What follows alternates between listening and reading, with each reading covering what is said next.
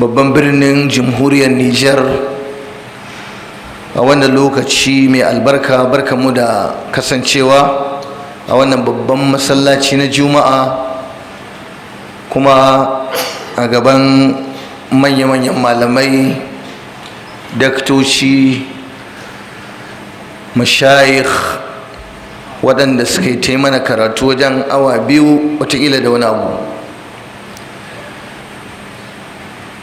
Mun ƙaru kwarai da gaske da kalmomin da suka isar mana, da maganganu masu tsada da suka karantar da mu.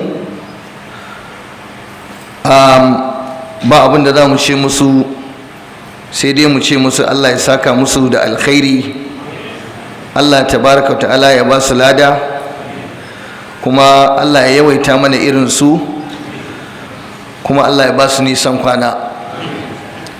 Kawai abinda na yi ta jin ciwo a zuciyata da zafi duk zaman nan da aka yi, wato ba abinda nake ganewa inda ba aya aka ja ko hadisi ba ko magana wani mana. To amma akwai wasu kalmomin da na ɗan cafcafka na riƙe, kamar irin su fallon,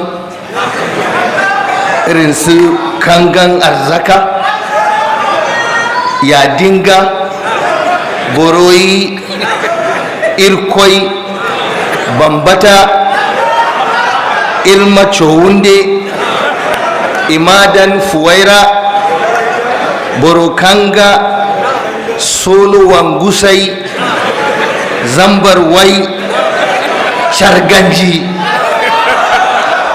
Waɗannan kan ko da tsiya-tsiya sai na tafi da su Najeriya, na gane su.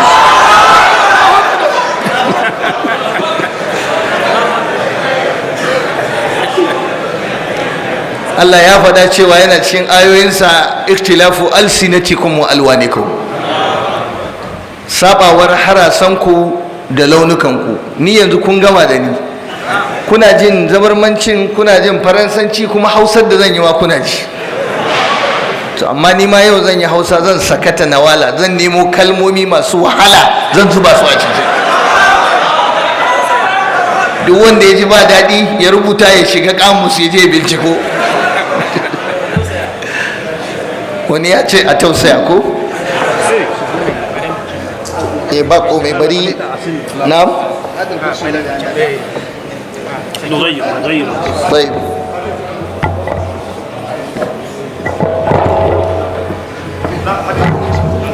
خلاص لا بس اسحب هذا.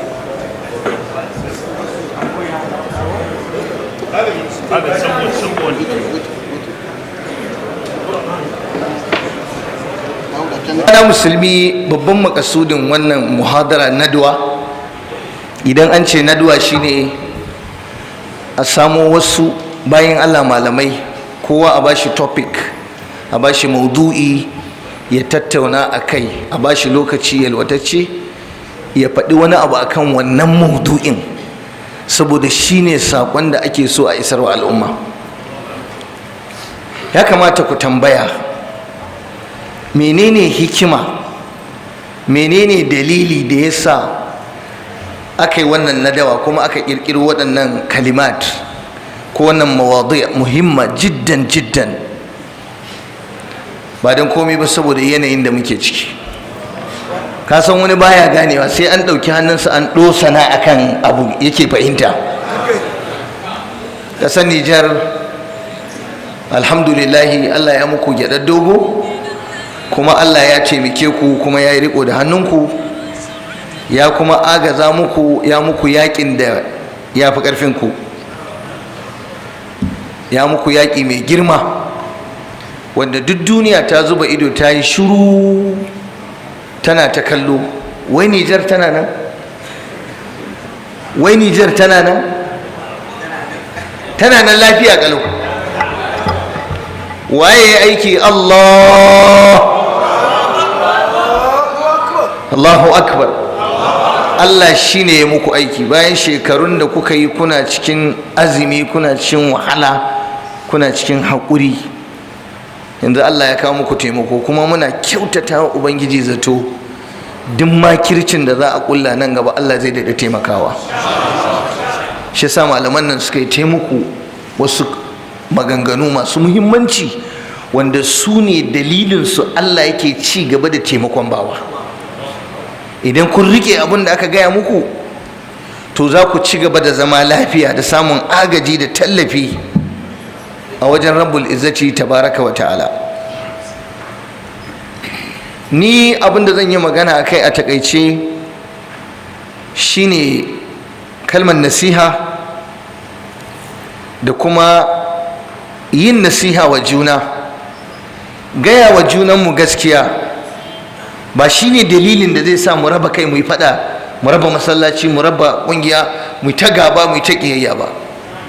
Za mu kawo misalai na manya-manyan malamai magabata da sun yi wa junansu nasiha, sun isa a ilimi, sun kai matsayi a wajen karatu, amma sun faɗi wani abu, wasu malaman irinsu ko wanda ba su kai su ba sun gaya musu wasu maganganun wanda ya saɓawa da abin da suka gaya mutanen su, kuma ba su yi faɗa ba su raba kansu ba. Abin da ba a so idan an shiga babi na ilimi da karatu da karantarwa, to kada mu yi ta faɗa, mu yi ta jayayya, musamman malamai masu karantarwa. Dama in malamai sun haɗa kansu, in suka riƙe jikinsu, suka zauna lafiya, mabiya kawai bi za su yayi. Wannan yana da muhimmanci ƙwarai da gaske. Idan kuka haɗu kuka riƙe junanku tsintsiya maɗaurinki ɗaya, za ku yi ƙarfi. In kuka rabu kuka watse, wancan yayi gabar, wancan yayi yamma, wannan yayi kudu, wannan yayi arewa, kun samu saɓani, sai ku yi ta faɗa da juna. Allah ce wala tanaza'u fatafshalu wa tadhhabu rihukum wasbiru, kada ku yi jayayya sai ku samu rauni, kamar yadda dokta ya gaya mana. Idan kun yi jayayya, in kuka yi musu, in kuka yi faɗa, in kuka rabe, to kun buɗe ƙofar gaba ga wancan abokin gaban da ya tafi, zai sake dawowa ya mai da ku gidan jiya. Da haka ku yi haƙuri.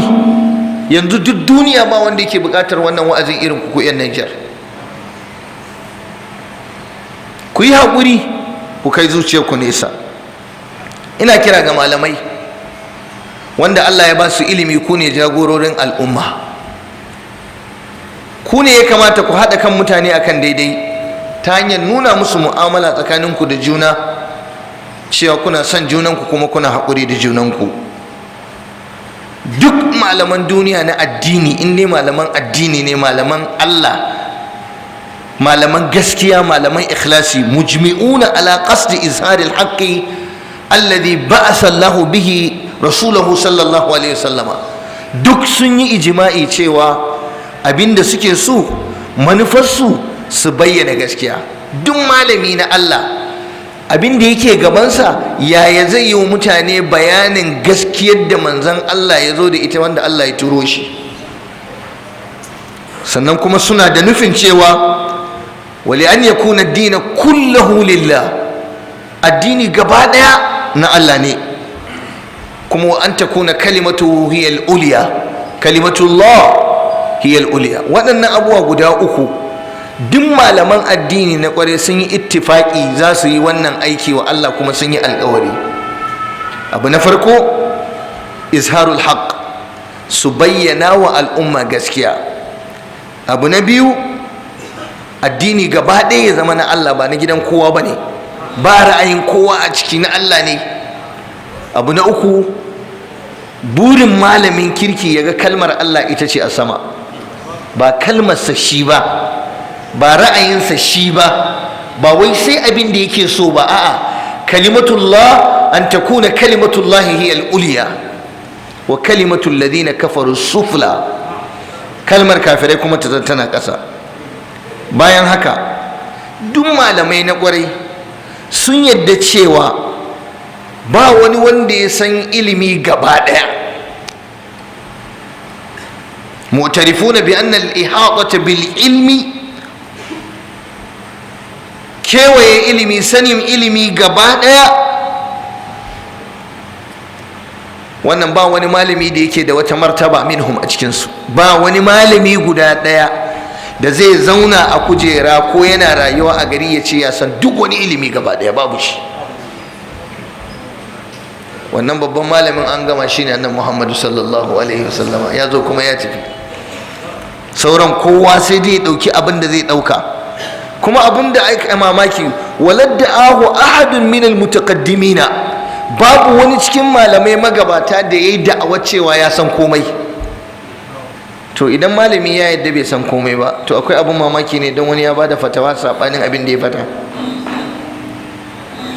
Idan malami ya yadda zai rayu irin yadda sauran malamai suke rayuwa, bai game da ilimin addini ba, to kenan zai iya yiwuwa wani ya faɗi abin da baka sani ba.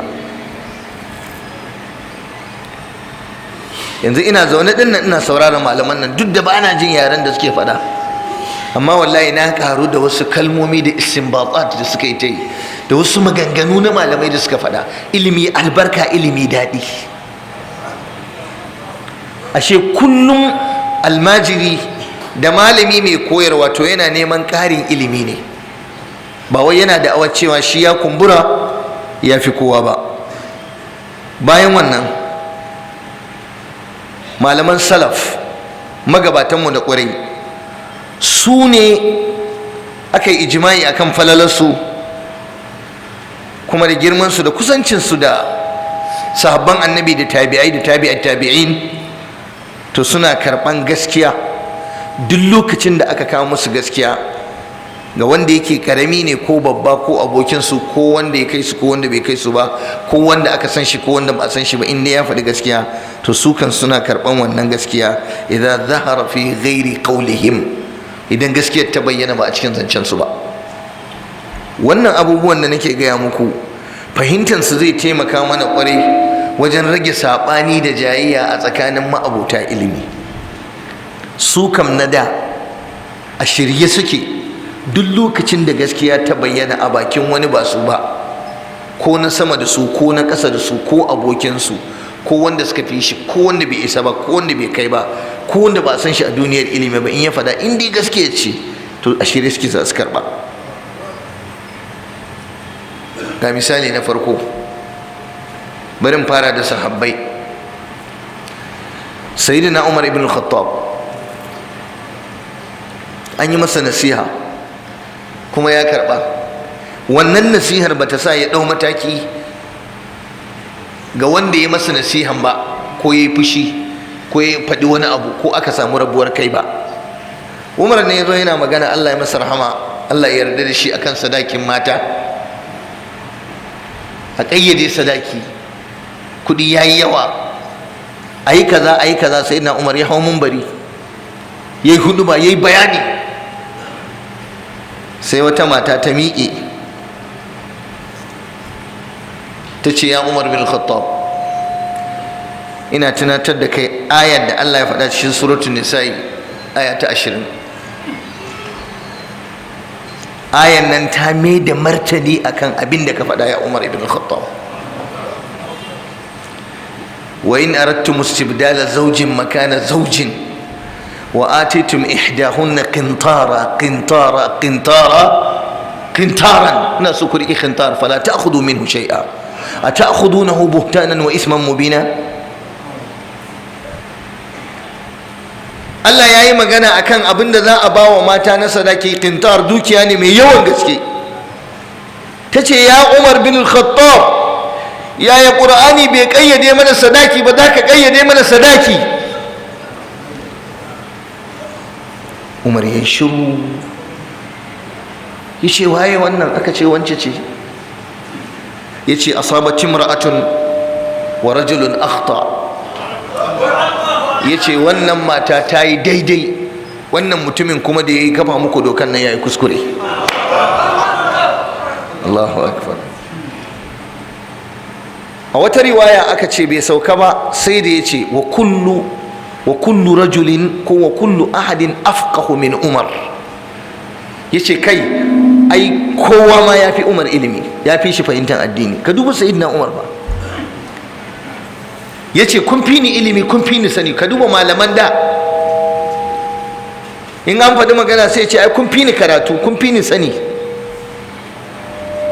Umar ne fa annabi ya masa shaida ta ilimi cewa manzon Allah sallallahu alaihi wasallam, hadisin Bukhari, an ba shi nono ya sha ya ƙoshi, har nonon nan yana zubowa ta farcensa, yana zuba, sai ya ɗauki ƙwaryar nonon nan, sauran nonon sai ya miƙa wani a daman shi. Waye wannan? Umar ne. Bayan ya gama musu bayanin hadisin aka ce me wannan, ya ce ilimi.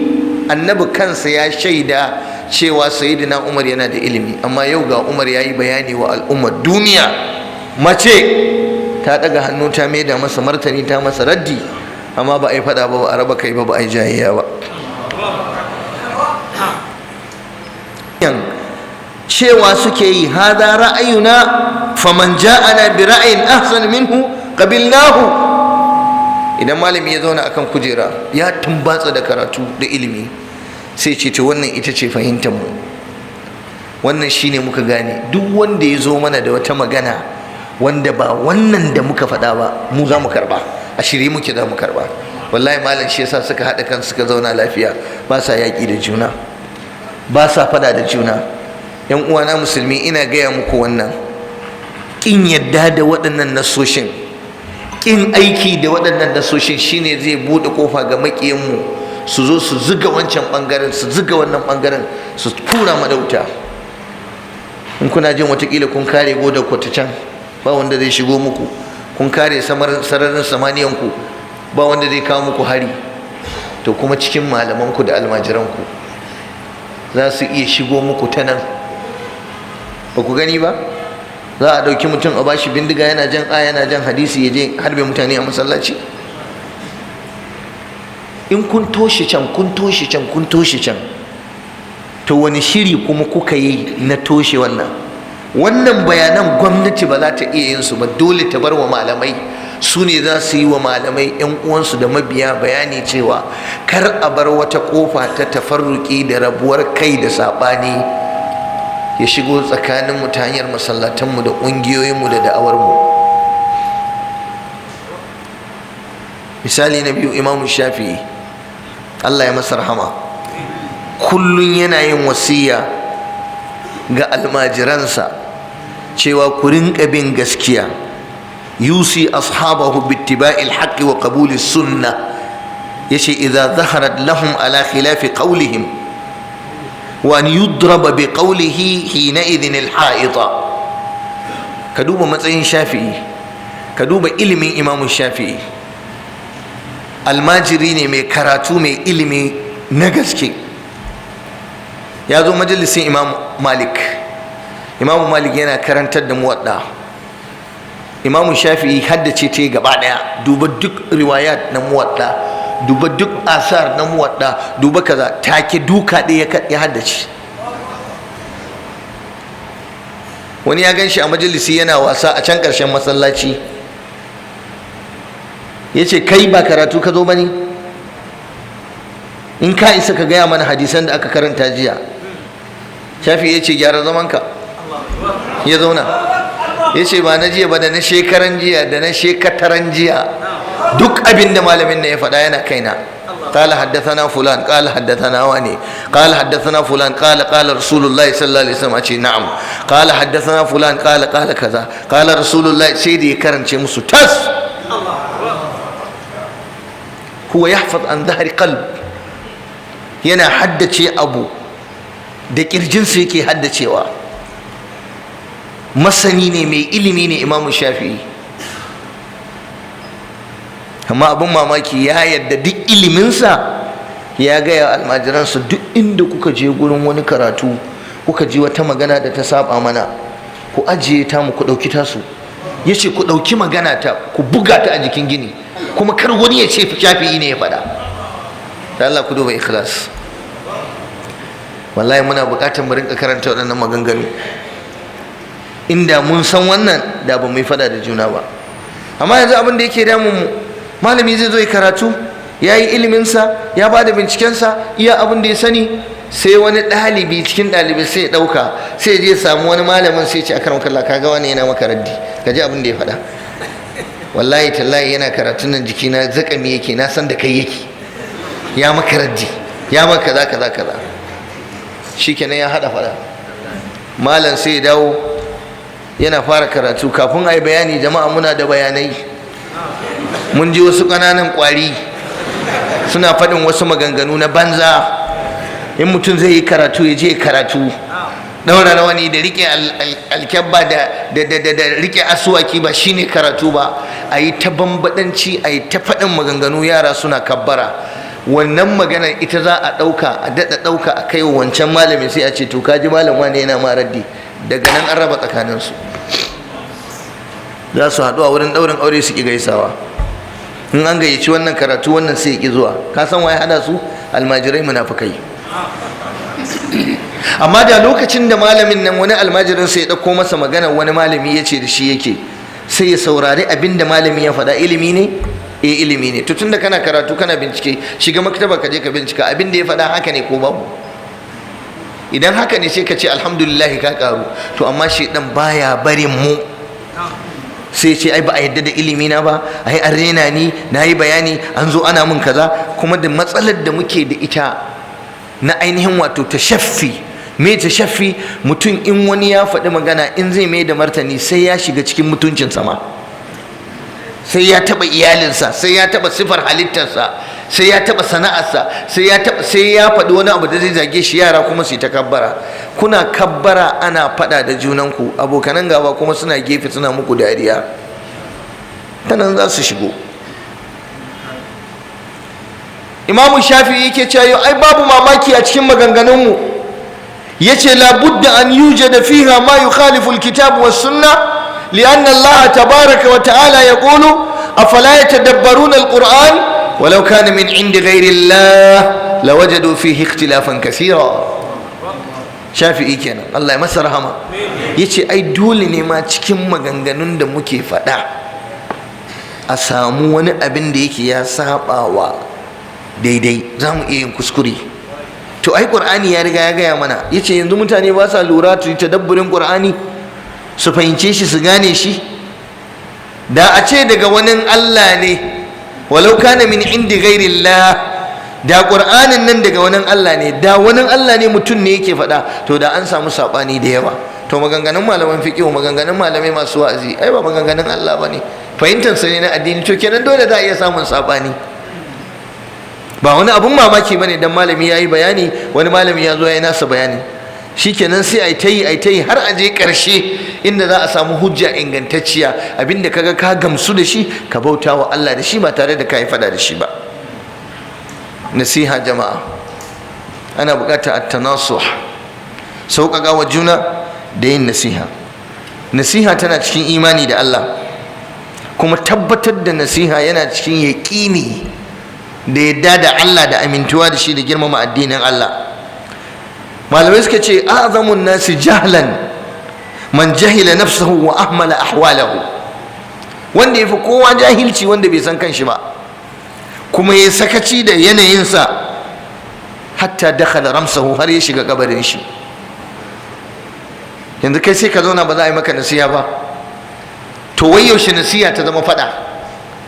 Yaushe nasiha ta zama rabuwar kai? Kurun dan an tashi an yi nasiha akan abu sai ku raba masallaci? Kurun dan wani yayi bayani akan wani abin da aka yi ba daidai ba shikenan sai ku raba kungiya? A irin wannan yanayi da ake ciki? Wannan auqat ne sa'aba, kwanaki ne masu wahala. Waɗannan kwanakin da muke ciki kwanaki ne masu wahala, kwanaki ne masu kunci, kwanaki ne da suna buƙatar sai mun yi taka tsantsan, mu yi haƙuri da junanmu. Kuna cikin jirgin ruwa ne kuna tafiya, dukan ku 'yan Nijar kuna cikin jirgin ruwa, kuna tsakiyar ruwa kuna gudu. Ya kamata ku yi ta faɗa a cikin jirgin ruwan nan? Ya kamata wani ya ce kai dogo ne, wannan kai gajere ne, kai kuma dan guntu ne, wannan kai mai kiba ne, wannan kai siriri ne, wannan kai baki ne, wannan kai fari ne, wannan kai ka iya, wannan bai iya ba, wannan dan sama ne, wannan dan ƙasa ne, wannan dan kudu ne, wannan dan arewa. Ku ta jayayya har ku zo wani ya tura wani ciki, har wani ya zuciya ya je faskare jirgin ya fada, kifaye su cinye ku. A'a, ku tafi a hankali sai kun tsallaka gada. to wannan tafiyar da ake ciki wallahi al'azimu kaman shugabanninku ne suka ɗauko muku jirgi suka zuba ku a ciki. Janar Abdurrahman Chani shine direban jirgin ruwan, shine yake tukawa. Kar wani ya ce baya gudu, don Allah ka tsaya. Kar wani ya ce gudun shi yayi yawa. Kar wani ya ce bai iya ba. Kar wani ya ce kaza. A ku lallaba ya tsallakan muku da jirgin nan ku kai gaba. Menene kaiwa gaba? Ku yi nasara akan dukkan challenges, dukkan wato kalubale, dukkan tahaddiyat min al-dakhil wa min al-kharij wa min bainikum wa min anfusikum, tahaddiyatun fi buyutikum. Akwai kalubale da yawa. Wannan damar da Allah ya baku ba fa kowa ne yake so ba, to kuma ba za a taɓa rayuwa babu shugaba ba. Babban samun nasara ku yi biyayya wa shugabanku, ku lallaba a tafi lafiya har a isa inda za a isa. Babu wani shugaban da zai dawoma akan kujera, in ya hau sai ya sauka. To ku yi masa haƙuri ya yi amfani da baiwar da Allah ya bashi, ku ba shi haɗin kai. Da duk wani shugaba da yake cikin wannan tafiya a yi masa addu'a Allah ya taimake shi. Ku kuma malamai da almajiran ilimi kuma ku ɗinke, ku haɗe. Ba za a raba ku saɓani ba, dole za a yi saɓani. Zan yi bayani, akwai saɓani da ake samu addini, amma abin aibu shine samun saɓani kuma a zo a yi ta faɗa har ya zo a watse a tsinke, har a gayyato abokanan gaba su shigo su yi mana warwatsu. Dama haka suke a duniya. In suna so su shiga cikinku sai su haɗa ku faɗa. In sun haɗa ku faɗa, alƙalli za su yi cinikin makamai. In sun haɗa ku faɗa, ci gaban da kuke nema ku samu, ba wanda hankalinsa zai kai neman ci gaban, ta kansa yake, ta ransa yake yi. Ku ta zanga-zanga, ku ta hayaniya, ku ta bala'i, ku ta ƙone-ƙone. Wani ya kashe wanda bai je ya gani ba, wani ya je titi ya ta kashe mutane, a kori jami'an tsaro, a yi ta rayuwa ta fauda, ta rashin hankali, a fasa shaguna a cikin kasuwa, a yi ta da'awar cewa mu ba mu yadda ba, a yi ta kaza, a yi ta kaza. Shikenan abokanan gaba kuma sai su tsallako, sai su zo su muku kamun 'ya'yan kaji. In suka kama ku suka garkame ku, to sai kuma su yi ta ɗiban dukiyar taku da kuka ƙi ku yi haƙuri ku haɗu ku ci tare. Ba ku yadda ku ci tare ba, kun yi ta faɗa. To tunda ba ku yadda ku ci tare ba, ku kai ta faɗa, to wasu za su zo su cinye muku ai. A ƙasashen mu Afirka muna gani da yawa. Yanzu ku duba Sudan. Kun san akan mai Sudan ta wargaje yau? Akan burodi. Mun muki. Biredi, kuɗin biredi ne ya tsada, aka kama zanga-zanga, ana ihu, ana ba a yadda ba, wallahi ba a yadda ba. Kowa yana ganin kowa, kawai sai ta datse, sai ta rabe. Sai aka kama ɓarin wuta. Yau ka je garin Khartoum, ƙasar Sudan, Khartoum, babban birnin Khartoum, ka je ka ga yadda ta mutu, ta lalace. Duk gidaje sai dai ka ga harsashin bindiga kawai. Dogon bene an barar da shi, an fasa shaguna, an ƙona Ministry of Education. Duk result ɗin ɗalibai da suka yi karatu shekaru 40 da suka wuce an ƙona, duk rekod ɗinsu an ƙona, duk wani abu na gwamnati an lalata shi. Ba komai, an fasa asibitoci, an fasa gidajen mutane, masu kuɗi sun gudu, attajirai sun gudu, talakawan yunwa tana ta kashe su, ana ta faɗa. Wannan fa shine abin da suke son su ga ana yi a ƙasashenmu na Afirka. To ku da Allah ya ba ku dama ba a kashe ɗan kaza ba, ya za ku zo ku tada hankalinku? Ku bi a hankali, ku ci arzikinku cikin nutsuwa. Duk wanda ya fara hau hau hau hau, ku ce kai kwatar da kanka. Kwarai, da zarar wani ya fara haushi, ko a gida ko a Faranshi ko a Amerika ko a Ingila, ku kula, yan fitowa social media nan suna mu kaza ba za mu yadda ba, kasanmu ne kaza, kuma wallahi yana cewa kasansu kaza. Ba mamaki a cikin Faransa yake, yana can an bashi dalolin kuɗi da dukiya ya hargitsa tunanin samarinku. Yana ta ihu, yana cewa su ba su yadda ba, ƙasarsu ana kaza, sai an musu kaza, sai an musu kaza. In ka bincika watakila yana can Amerika, yana Florida.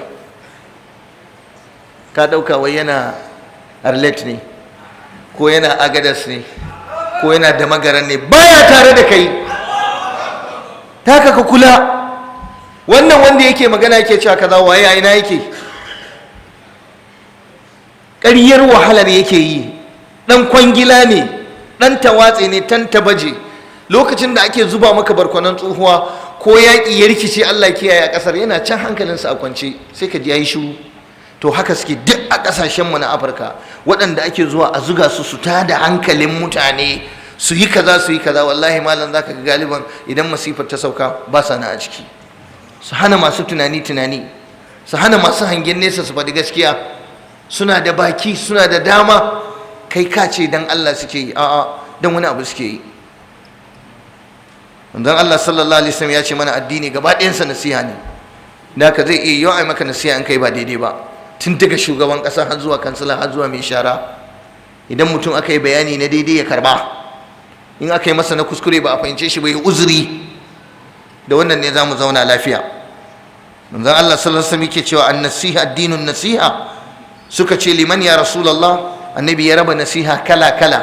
Yace akwai nasiha ga littafin Allah, akwai nasiha ga manzon Allah, akwai nasiha ga ammatul muslimina, akwai nasiha ga shugabanni, jagorori, kebantattu. Nasiha ga Allah shine ittiba'u amrihi wa nahyihi wa nusrati dinihi wa taslimi lahu fi hukmihi. Ka bi umarnin Allah shine nasiha ga Allah. In an ce an-nasihatu lillah, nasiha wa Allah bin dokar Allah, nasiha wa Allah taimakon addinin Allah, nasiha wa Allah miƙa wuya ga lamarin Allah, nasiha ga manzon Allah ba sallallahu alaihi wasallama bittiba'i sunnatihi wa ikrami qarabatihi wa shafaqati ala ummatihi. Abu uku ne nasiha ga manzon Allah, bin umarnin annabi. In dai manzon Allah ya faɗa ku yadda, ya ayyuhalladhina amanu ati'u Allah wa ati'u ar-rasul wa ulil amri minkum. Ku bi Allah, ku bi manzon Allah, ku bi shugabanninku. Allah ya ce ka bi annabi, to shine nasiha ga manzon Allah sallallahu alaihi wa sallama. Sannan ka girmama dangin annabi na kusa da shi, ahlul bait.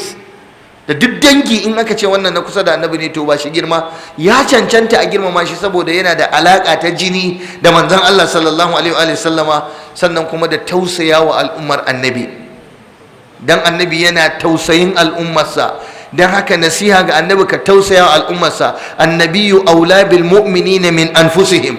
Allah ya ce annabi sallallahu alaihi wasallam shi fi cancantan mu'mine da kawo kansu. In baka gane ba, yanda kake yanzu kana jin kana son kanka, to annabi ya fi ka son kanka alaihi salatu wassalam. Menene nasiha ga littafin Allah? Tadabbur ayatullah, karanta ayoyin Allah da yin tunani akan su. In ka karanta Qur'ani, karka mai karatun jarida, yi masa karatun fahimta, yi masa karatun ganewa. Da nan nake kira ga makarantunmu na hadda na tafizul Qur'an, in kuka sa yara suka haddace Qur'ani, to ku zo musu da sauka kuma ta sanin ma'ana alqur'ani. Kada gardi ya zo ya haddace alqur'ani kuma bai san me Qur'ani yake faɗa ba, sai a zo a ɗauke shi a yi amfani da shi ya zo ya yi faɗa da alqur'ani, saboda me? Ya haddace abin da bai san ma'anarsa ba. al-insanu aduwwu ma jahilahu. Dan adam yana gaba da abin da ya jahilta.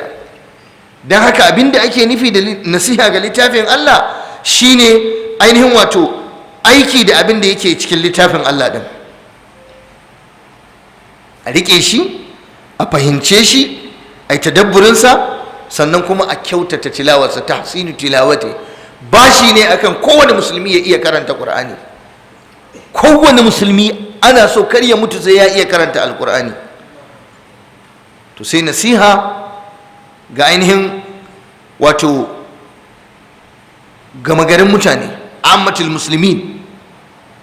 Menene nasiha ga sauran musulmi? Azzabbu an a'radihim, ka kare mutuncin dan uwanka musulmi duk inda yake, ko garin ku ba ɗaya ba, ko jam'iyyar ku ba ɗaya ba, ko launin fatan ku ba ɗaya ba, ko kabilar ku ba ɗaya ba. Babu magana cin mutuncin wani inda yana sallah yana kalimatu shahada. Wanda a wannan gaba nake kira ga 'yan uwa musulmi 'yan Nijar, a wannan dama da Ubangiji ya baku, kar ku yadda a shigar muku da harkar kabilanci a cikin harkar rabon mulkin ku da sauransu. Kabilanci ba komai bane. Kun san babban kabilanci al-Islam. Ina gaya muku hanyoyin da in kun kubuta ta can za su iya shigowa ta nan, in kun kubuta nan za su iya shigowa ta nan. Billahi azimu, in ba an yi da gaske ba, za su iya zuwa su ziga wata kabila kabila kaza an zo ba a yi da ke, an yi kaza an ba a yi da ke, wani kaza ne, wani dan kabila kaza ne, wani dan kabila, daga nan shikenan sai a fada ta da bore, shikenan a wargaza kasa, shikenan abokanan gaban da suke can bakin boda suna jira sai su tsallako su shigo. Kar ku yarda da wannan. Matukar mutum musulmi ne yana kalimatu shahada, kowane yare yayi ba damuwa, dan uwanmu ne wallahi.